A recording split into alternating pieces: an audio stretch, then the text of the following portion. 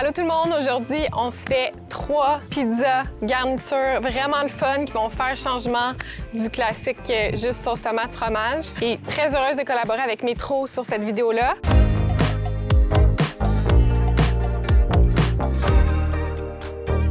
Donc, cuisson, moi j'ai la chance d'avoir un four à pizza. Fait qu'on va faire nos magnifiques pizzas dans notre four avec la pâte maison que j'ai fait. Mais vous pouvez aussi prendre de la pâte du commerce. Ça peut être des pains naan aussi, puis cuire au four ou sur le barbecue selon ce que vous avez à portée de main. Barbecue et au four, je recommande de préchauffer votre four environ 500-550, de placer une pierre à pizza au milieu du four ou simplement sur le barbecue quand on préchauffe le four et de cuire vos pizzas pendant que vous avez préchauffé à 500-550 pendant 30 minutes, de les cuire un 5-10 minutes, tout dépendant. Vous allez obtenir des beaux résultats. Maki, elle veut comment elle peut faire partie de la vidéo. Je vais vous la montrer juste pour que vous la voyez.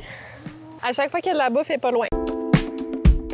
Maintenant, on commence notre pizza margherita, mais pas classique. C'est drôle parce que mon chum, il me dit souvent « Laura, tu fais pas vraiment des recettes classiques? » Puis je suis comme « Non. » Pourquoi pas faire de quoi de différent? C'est plus le fun. On a des belles petites tomates oranges et jaunes ici, que j'ai pris chez Métro. Et on va faire une sauce, en fait, avec. Au lieu d'utiliser une sauce tomate rouge, on va avoir une sauce tomate jaune, orangée, vraiment estivale, le fun, qui va avoir un bon goût, un peu sucré. Que les gens vont se dire « Oh, c'est quoi ça? C'est donc bien beau. » Vous allez pour leur dire « Ah, j'ai fait une sauce à base de tomates oranges. » Donc, pour ceux qui ont de la difficulté à trouver des tomates oranges comme ça, vous pouvez aussi faire la même sauce avec des tomates rouges. Il n'y a pas de problème, ça va marcher. C'est juste que la couleur va être différente puis le goût va être légèrement différent aussi.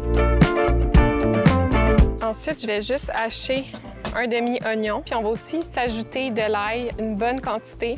On va se faire de l'ail rôti, en fait. Je sais pas si vous connaissez. L'ail rôti, c'est qu'on va cuire le bulbe d'ail avec un peu d'huile. On va le cuire dans du papier d'alu. Puis on va obtenir des gousses d'ail qui sont vraiment un ail qui est en goût moins prononcé, plus doux, relevé, caramélisé un peu. Avec la tomate, l'oignon, ça va être délicieux. Une gousse entière.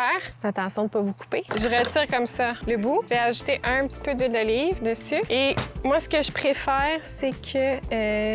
il est où mon papier d'alu? Je préfère le mettre un peu dans du papier d'aluminium pour être sûr, parce que s'il est comme ça au four, l'extérieur va comme rôtir, puis après, ça va être difficile d'enlever les gousses d'ail. Donc, je trouve ça préférable de juste enrober comme ça, puis de le mettre dans mon plat de cuisson. Et pour finir, une bonne quantité d'huile d'olive et du sel. Je vais juste mélanger. Ça va partir au four pendant comme à 400 environ, pendant 35 à 40 minutes, jusqu'à temps que les tomates, vous allez voir, ils vont relâcher du jus. Il va être un peu coloré sur le dessus. Ça va être le moment de les retirer puis de les passer au robot pour en faire une sauce super lisse. Voilà, je suis quand même fière. Regardez la couleur, c'est comme un orangé. Honnêtement, moi, je trouve que ça goûte un peu le maïs. C'est sucré, c'est le fun aussi. Tu sais, ça vous en fait une bonne quantité là, quand même. Fait que vous pouvez l'utiliser sur vos pizzas.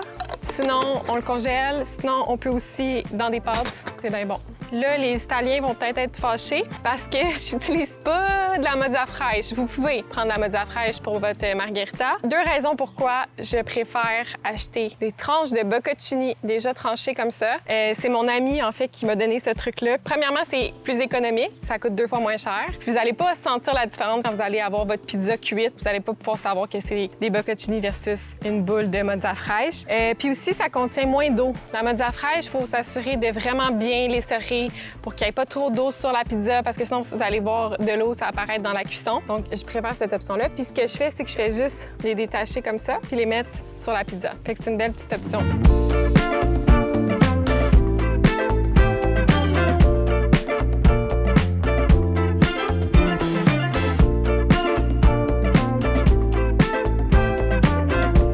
Pizza à la saucisse puis au kale. Ça, c'est une pizza qui est arrivée par hasard quand j'avais de la saucisse dans mon congélateur puis du kale dans mon jardin. Puis j'étais comme, ah, on va faire un mix des deux avec de la sauce tomate puis un peu de fromage mozzarella. C'est une recette qui est simple, qui va plaire aux amateurs de viande. Au party qu'on a fait pour la fête à mon chum l'année passée, quand on était 30 personnes puis c'était party pizza, c'est la pizza que les hommes ont redemandé et redemandé.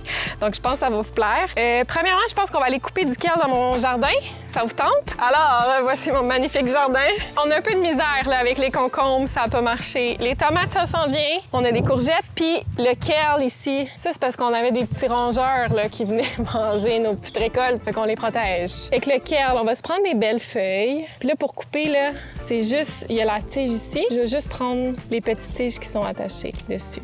Puis là, je sais que les gens, vous aimez pas tout le kale. Je comprends. Salade de kale, des fois, ça peut être un peu sec. Vous avez raison. Mais là, on va le faire cuire. Fait que ça va tomber à la cuisson avec le gras des saucisses. Ça va être tendre. Ça va ressembler un peu plus à des épinards, mais plus texturés. Puis moins mouillés, genre. Inquiétez-vous pas, je les rincer sous l'eau froide et je les ai essuyés. Et là, la technique, c'est juste de retirer comme ça la tige. Puis on va hacher finement. Saucisses, j'ai des saucisses italiennes douces. Fait que je vais juste prendre l'intérieur et la chair à l'intérieur. On va le retirer de sa petite enveloppe. Si vous voulez prendre des saucisses italiennes fortes, il n'y a aucun problème pour le petit côté épicé. Moi, ce que j'aime faire, c'est prendre des douces, ajouter de l'épicé sur la pizza. Comme ça, ma fille peut en manger. Moi, je m'ajoute un petit spicy. Tout le monde est content. Mais vous faites comme vous voulez. Ensuite, fromage mozzarella. Moi, je prends tout simplement un bloc de mozzarella que je vais râper.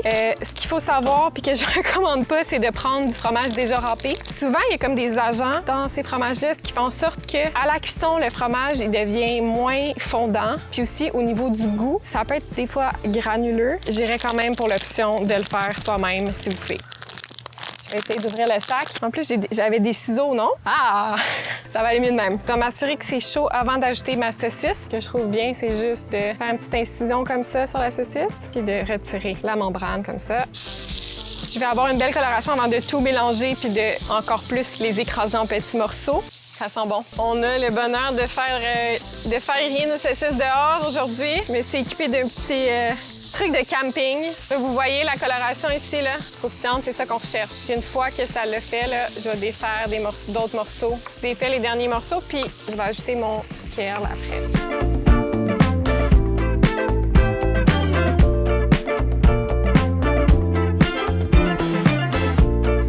Je fais des muscles en même temps, c'est parfait. Voilà, notre garniture est prête.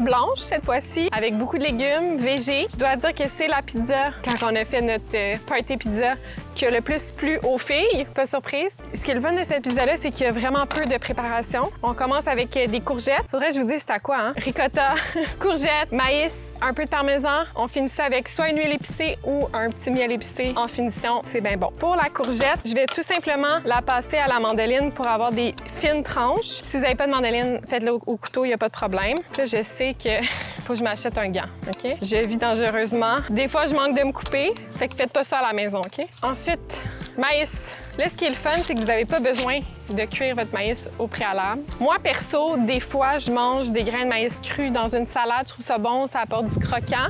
Puis sur cette pizza-là, comme on va cuire au four, on n'a pas besoin de pré-cuire le maïs. Vu que nos tranches de courgettes sont tellement minces, aussi pas besoin de les cuire au préalable. Ça va apporter un petit goût croquant, sucré à la pizza. Là, il est vraiment sale, fait que je vais aller laver. On va couper les grains après. All right! Mon maïs est lavé.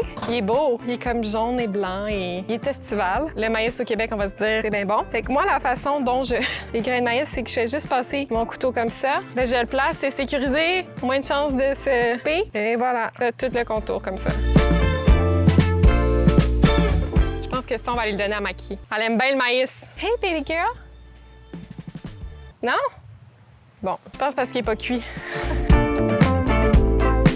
Si ça vous tente de faire votre propre pâte à pizza maison, j'ai fait une vidéo pour vous. Vous pouvez l'avoir juste ici. Là, on va tomber dans la cuisson. Pour la ricotta, quelque chose qui est vraiment important, c'est bien mélanger parce qu'il y a comme un liquide qui se forme sur le dessus. Puis aussi, de l'assaisonner généreusement. La ricotta, c'est bon, mais quand il n'est pas salé poivré, ça goûte pas grand-chose. Fait qu'on est généreux là-dessus. Je vais saler, puis je vais ajouter aussi du poivre dessus.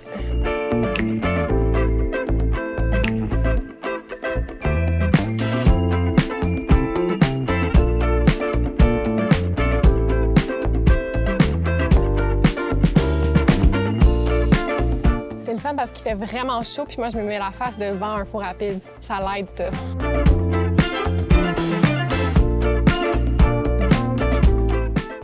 va s'ajouter un peu de basilic. C'est beau, genre avec le maïs juste bien grillé.